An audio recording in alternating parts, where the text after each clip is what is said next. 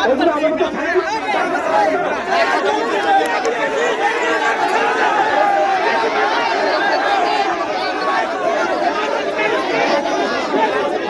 সপ্তাহ আলটিমেটাম দিচ্ছি, এক সপ্তাহের মাঝে তারা যেন আমাদের গ্যাস সংযোগ দেয়।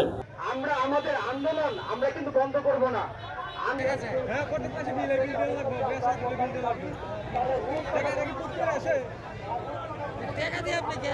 নির্বাচনের পরও দীর্ঘ 2 মাস চলে যাওয়ার পরও গ্যাস সংযোগ দিতে ব্যর্থ হয়েছে। আমরা মনে করছি এই সংকট বর্তমান নেতৃবৃন্দ কৃত্রিম ভাবে সৃষ্টি করেছে। জনগণের যারা দুর্ভোগ লাঘব করার জন্য যারা চেষ্টা করে না, তারা কখনো দেশ জাতির বন্ধু হতে পারে না।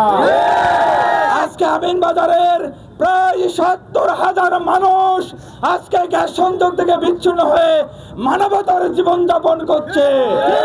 এই জনগণের দুর্ভোগ লাঘবের ক্ষেত্রে যদি আগামী 1 সপ্তাহের মধ্যে 7 দিনের মধ্যে গ্যাস সংযোগ দেওয়ার জন্য কোনো ব্যবস্থা গ্রহণ করা না হয়, তাহলে আমিনবাজারবাসী এমন গণ আন্দোলন তৈরি করবে যে গ্যাস সংযোগ দিতে বাধ্য হবে অথবা তারা পালিয়ে যেতে বাধ্য হবে।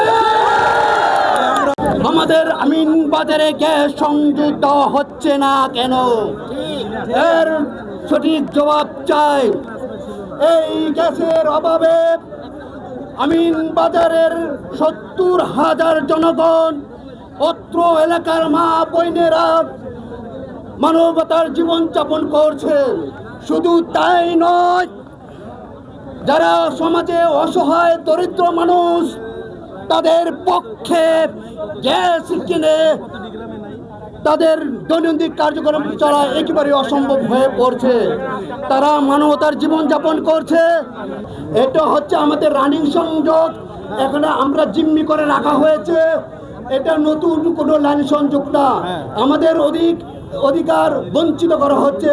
অতএব আমাদের দাবি না হওয়া পর্যন্ত আমাদের কার্যকলাপ চলতেই থাকবে। আমাদের এখানে দীর্ঘদিন ধরে গ্যাসের একটা সমস্যা চলতেছে। আমাদের পুরাতন সংযোগ ছিল, এখানে কিছু সমস্যার কারণে গ্যাসটা অফ ছিল, যে সরকার এটা কাজ করে ঠিক করে দেব এটা আমাদের প্রতিশ্রুতি দিয়ে গেছিল, কিন্তু তার আগে এখনো আমাদের কোনো বন্দোবস্ত হয় নাই। আমরা খুবই দুর্ভিক্ষের মধ্যে আছি এই জায়গায়। আমাদের এই পুরো আমিনবাজার ইউনিয়নের মানুষ কমসে কম 70-80 হাজার মানুষ এখানে বসবাস। সবাই খুবই কষ্টে দিন যাচ্ছে এই গ্যাসের কারণে একমাত্র। এই গ্যাসটা ওনারা বলছিল আমাদের ঠিক করে দেবে, কিন্তু এখন পর্যন্ত ঠিক হয় নাই। আমরা এখানে প্রত্যেক দিন আসি ওনাদের সাথে, আমরা এই মানববন্ধন এটা করতে আমরা প্রত্যেক দিন আসি না। আজকে ওনারা আসবে, আমাদের সাথে কথা বলবে, আমাদের একটা প্রতিশ্রুতি দেওয়া যাবে যে আমরা এই 7 দিনের মধ্যে ঠিক করব।